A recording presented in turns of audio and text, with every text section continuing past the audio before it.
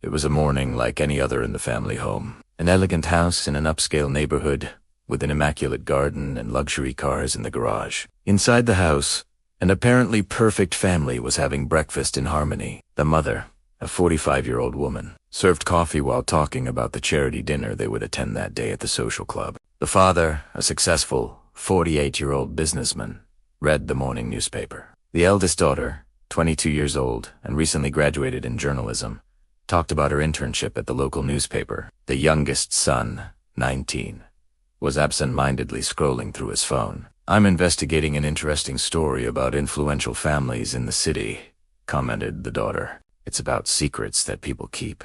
It's amazing how some families build empires on lies." An awkward silence fell over the table. The parents exchanged a tense look, and the father abruptly closed his newspaper. That afternoon, at the newspaper office, the daughter received an envelope with no return address. Upon opening it, she found a message that made her turn pale. "If you want a real story about your own family, ask your mother about the 2004 accident and who was really in the car with her." Immediately, she called home. The mother answered the phone and almost dropped it when she heard her daughter mention the year 2004.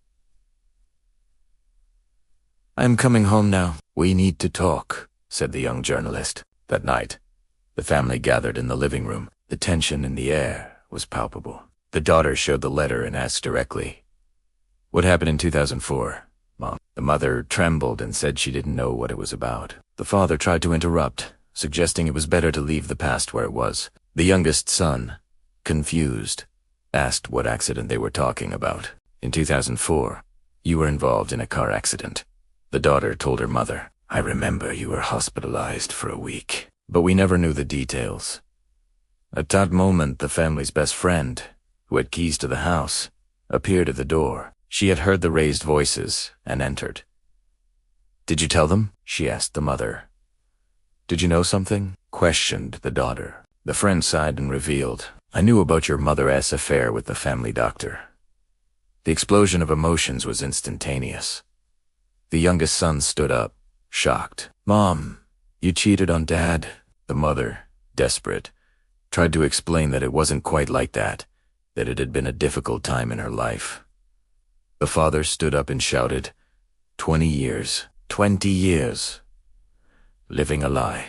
But the daughter, with her analytical journalist mind, noticed something. "Wait. If you knew, you sent the letter, didn't you?" The friend became defensive. "I couldn't stand seeing this farce anymore. Your father deserved to know the truth." The mother screamed at her friend, feeling betrayed by someone she considered her best friend. But the friend exploded. "You are destroying your family with lies, and there's more. Tell them about the test results you hid." "What test results?" asked the father, confused. The mother, defeated, revealed the complete truth. "When I was with the doctor that night, we were going to get the results of a test. I was pregnant." The silence that followed was deathly. "Pregnant, and what happened to?" whispered the daughter. "I lost the baby in the accident. We never knew whose it was." The youngest son, in shock, realized he could have had a brother or sister. The father, with bitterness in his voice, said this meant the son might not be his. The story then goes back in time to show that fateful night in 2004. The mother was driving nervously down the dark road, with the doctor in the passenger seat. They were arguing intensely. "We need to tell your husband," said the doctor. "No, this would destroy everything. The children, my marriage. ... double quotes," she replied. Suddenly, a car was coming from the opposite direction. She lost control of the vehicle. Days after that devastating revelation, the family was gathered in the house's garden, but everything had changed. There were suitcases in the background. The father announced he would stay at the apartment for a while, that they needed to process everything. The mother, with eyes swollen from crying so much, pleaded, "Please, we can rebuild our family." "The daughter showing maturity beyond her years," said Dad. "Mom, I learned something important about truth. It always comes to light, no matter how much time passes."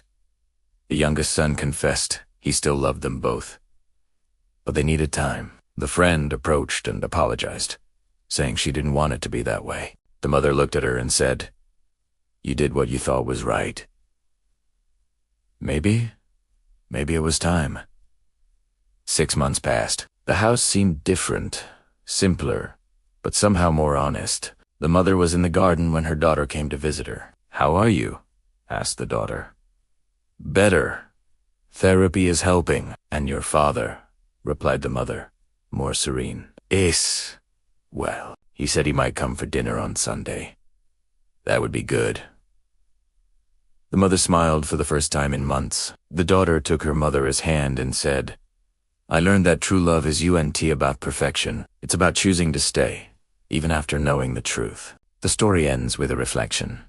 Some families are destroyed by secrets, others are rebuilt by truth. This family was still deciding which path to follow. The house, which initially seemed imposing and perfect, was now less grandiose, but somehow more welcoming. The garden, a symbol of growth and renewal, was blooming again, as was the hope that this family could eventually find a new balance based on honesty and forgiveness. The truth had been painful, but also liberating, and sometimes you need to destroy false foundations to build something truly solid and lasting. This is a story about how secrets can corrode a family from within, but also about how truth, however painful it may be, can pave the way for healing and genuine reconstruction of family bonds.